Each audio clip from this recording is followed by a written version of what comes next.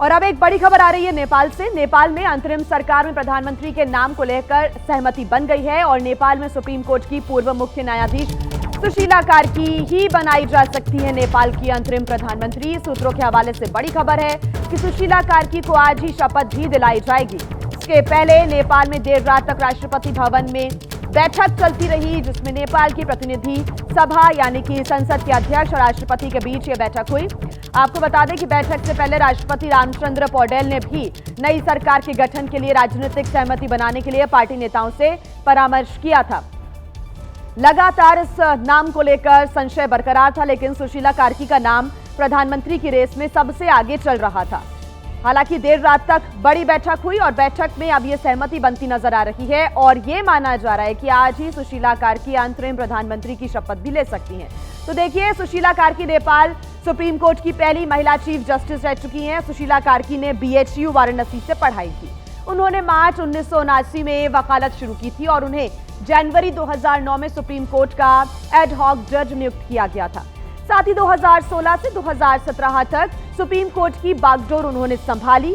2017 में कार्की के खिलाफ महाभियोग प्रस्ताव भी लाया गया, यानी कि पद से हटाने के लिए महाभियोग लाया गया, लेकिन इस प्रस्ताव का देश भर में विरोध हुआ तो इसे वापस लेना पड़ा। और अब जेनजी की सुशीला कार्की पहली पसंद बनी हुई है। हालांकि जेनजी भी कई ग्रुप्स में बटे हुए नजर आ रहे थे, लेकिन अब एक आम सहमति बनती हुई दिख रही है और ऐसे में यह माना जा रहा है कि आज ही सुशीला कार्की अंतरिम प्रधानमंत्री की शपथ भी ग्रहण कर सकती है। यह बड़ी जानकारी मिल रही है। आपको बता दें कि कल देर रात तक राष्ट्रपति भवन में एक बड़ी बैठक भी चलती रही, जिसमें सांसद और राष्ट्रपति और सुशीला कार्की खुद भी मौजूद रही इस बड़ी बैठक में। और बैठक में अब यह सहमति बनती नजर आ रही है। इसके पहले सुशीला कार्की की तरफ से भी जो रिएक्शन है वो सामने आया था कि वो इस बात को लेकर सहमत हैं, तैयार हैं कि वो प्रतिनिधित्व करेंगी नई सरकार का।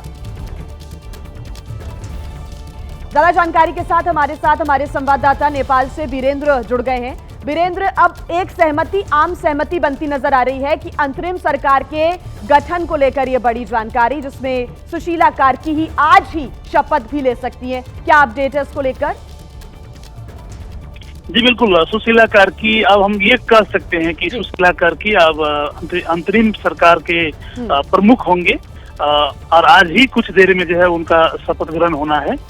लेकिन थोड़ा सा जो है कानूनी दिक्कतें दिख रही है संविधान को लेके, उनका उसमें लेके, लेकिन सारा राजनीतिक दल, सारा आंदोलनकारी और सारा नागरिक समाज ने उनको सहमत कर लिया। सर्वसम्मत से जो है उनको अंतरिम नागरिक सरकार का प्रमुख बनाने पे सहमत हो गया है।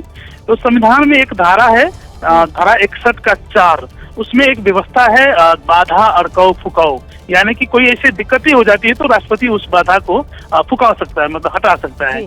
तो वो संविधान के वो धारा के तहत जो है सरकार प्रमुख के रूप में जो है सुशीला कार्की को नियुक्त की जा रही है। और ये पहला इतिहास होगा कि नेपाल में महिला किसी का नेतृत्व होगा पूरा देश पे, ये पहला इतिहास रहेगा। जी हाँ, ठीक वीरेंद्र, नजर आप बना के रखिएगा। तो जो भी अभी अड़चने आ रही हैं, कानूनी जो प्रक्रिया है उसका पालन करके उनको हटाकर तमाम प्रोसेस को यहां पर पूरा किया जा रहा है और जल्द ही यह माना जा रहा है कि सुशीला कार्की ही नेपाल की अंतरिम प्रधानमंत्री की शपथ लेती नजर आएंगी।